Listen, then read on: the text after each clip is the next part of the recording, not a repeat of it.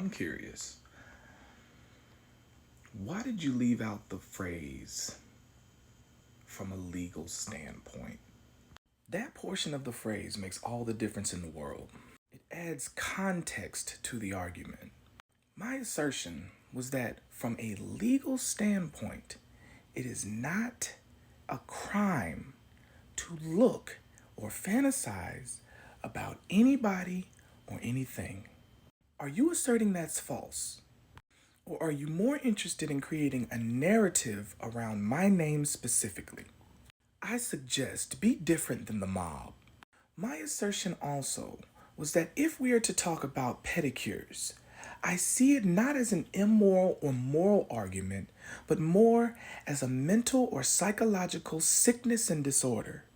To call a person immoral by way of their sickness is to essentially claim that they are A, healthy, and B, simply decided to make an immoral decision. Because only mentally and psychologically healthy people have that ability. Let's take R. Kelly for example. He knew the girls that he was dealing with were underage. This man had also been essayed and RAP3'd by grown women when he was a child. Now, I don't know if you understand how trauma works, but that'll cross the wires of damn near anybody. So when he got older, that hurt person hurt people. But he was not psychologically sound enough to make a moral decision. And to hold him or anybody like him to that standard would be doing a disservice to those that are truly mentally and psychologically ill. This is a definition of immoral, not conforming to accepted standards of morality. In this case, accepted standards of morality would be what society has deemed as acceptable.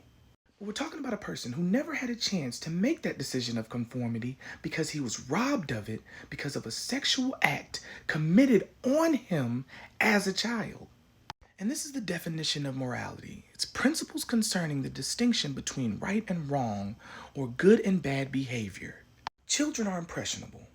So a child that goes through this experience is robbed of the discernment between right and wrong adhesive to sexual immorality because an adult of which whom they trust to be right is committed a heinous crime on said child in question in particular. And it would seem you care more about the narrative of pedicures than protecting the victims of pedicures by making the distinction between action and thought. Bars.